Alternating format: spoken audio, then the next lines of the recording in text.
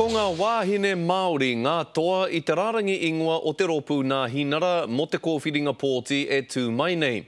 Ko Hekia Parata, tērā, kua pike ake ki te 18, kei te tūranga 14, a Paula Bennett. We don't tell people what their rangatiratanga is. Nōna te mana o te kāwanatanga ki ngā take pūngao.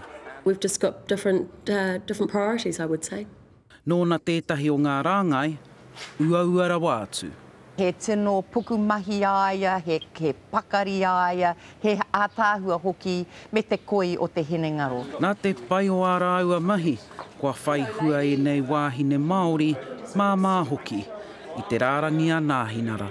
He wero nui, nā te nui o ngā mahi, nā te nui o ngā haerenga ki ngā muka o te whenua, engari e tautoko kaha ana rātau I aku mahi. Kua piki ake a Simon Bridges mai te 51 ki te 30.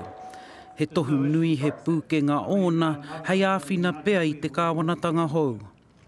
He oi ara ke he tāne Māori, he ngātu he tāne Māori, kua heke iho a tau hēnare ki te 40, 56 mō Paul Quinn. He tūru e kore pea e hokia. Kei te mōhio au, kei te pakari rātau, kei te puku mahi rātau. Me matua whiwhi a nā hinara ngā tūru e rima, e uru mai ai a Claudette Hauiti ki ro Pāremata, kei te 13 te kaipāpāho o mua.